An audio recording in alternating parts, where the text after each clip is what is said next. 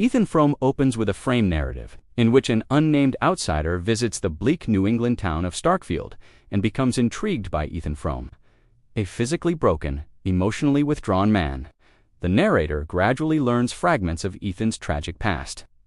The story shifts into a long flashback, revealing Ethan as a young farmer burdened by poverty, isolation, and responsibility. After his parents' deaths, Ethan abandons his dreams of education and engineering to care for the family farm. Ethan is married to Zena Frome, a sickly, hypochondriacal woman whose emotional coldness and constant complaints dominate their household. Their marriage, born out of loneliness rather than love, has become joyless and oppressive. Zena's cousin, Maddie Silver, comes to live with them, initially to help with housework. Maddie's youth, warmth, and vitality bring light into Ethan's grim existence, and he quickly becomes emotionally attached to her. Ethan and Maddie develop a quiet, forbidden affection, expressed through small gestures and shared moments rather than open declarations.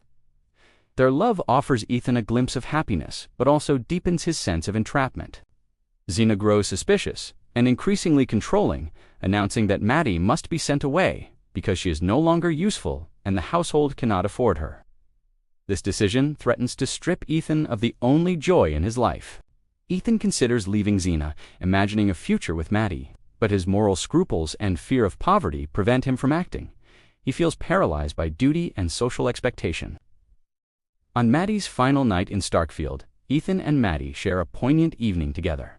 Acutely aware of their impending separation, their emotional closeness underscores the depth of what they are about to lose. Desperate and hopeless, Maddie proposes a suicide pact, suggesting that they sled down a steep hill into a large elm tree to escape their misery together.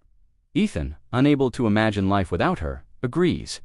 The sledding attempt fails, leaving both Ethan and Maddie severely injured rather than dead. Their survival transforms hope into a far crueler fate. In the aftermath, Zena becomes their caretaker, reversing the household power dynamic. Maddie is left permanently disabled, bitter, and dependent, while Ethan is physically broken and emotionally drained. The once dreamed of escape becomes a lifelong prison.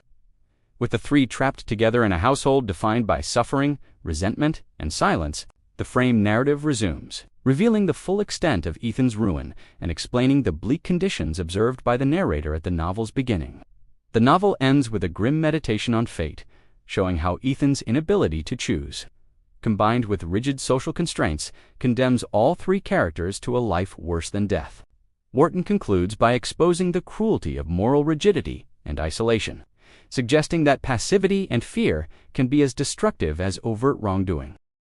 Please like, comment, share, and subscribe for more videos.